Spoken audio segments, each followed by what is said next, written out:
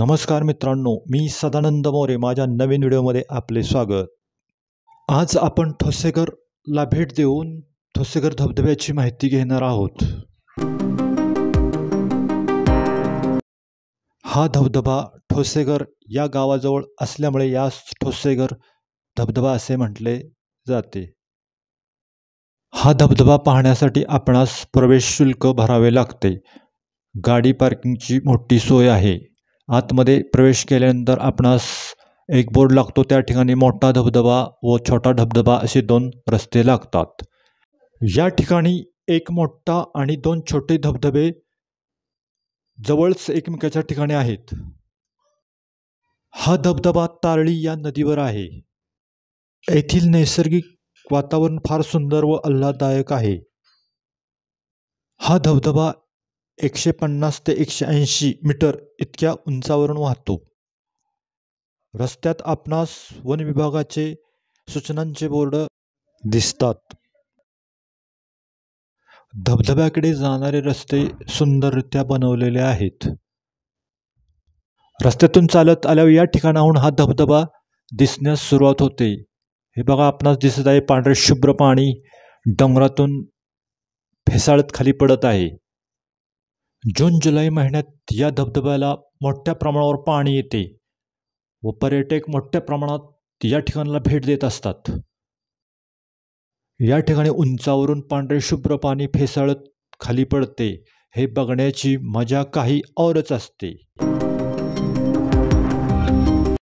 या ठिकाणाहून धबधबे पाहण्यासाठी सिमेंट कॉन्क्रीटचे कठडे बांधले असून त्या ठिकाणाहून आपण पर्यटक धबधब्याच्या नैसर्गिक सौंदर्याचा आस्वाद घेतो.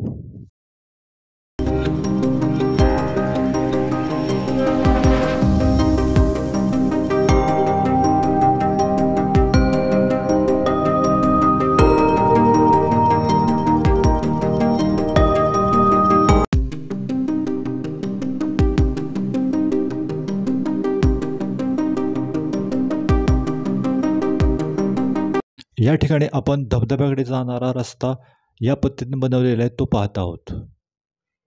या रस्त्याने जाऊन आपण धबधबा पाहतो.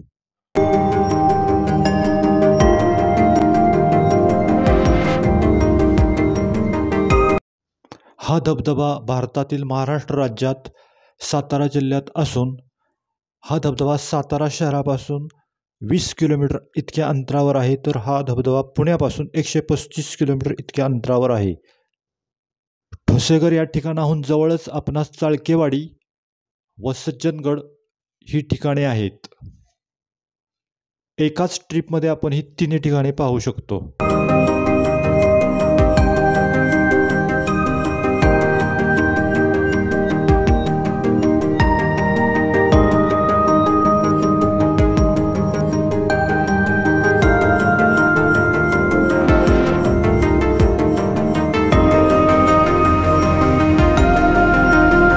या ठिकाणी आपण मोठा धबधबा पाहत असून त्यातून कोसळणाऱ्या पाण्याचा प्रवाह पहा.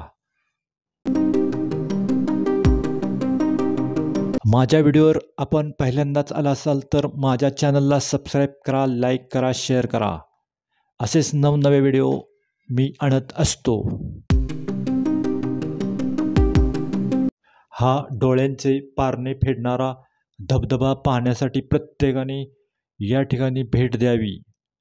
हे ठिकाण सातारपासून फारच जवळ आहे.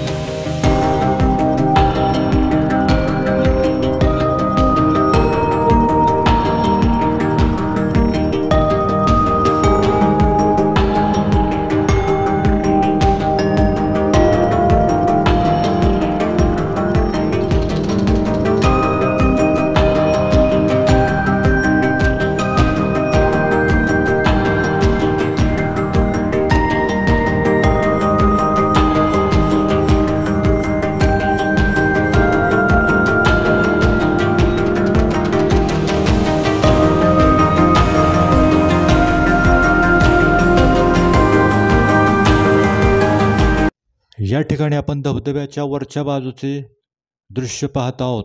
असे वरच्या बाजूने पाणी येऊन ते नंतर धबधब्याच्या रूपाने खाली पडते.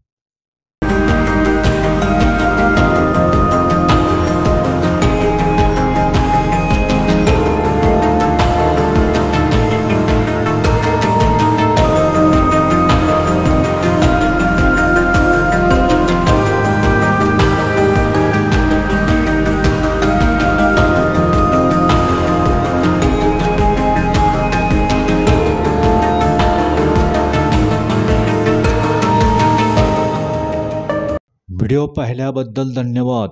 जय महाराष्ट्र.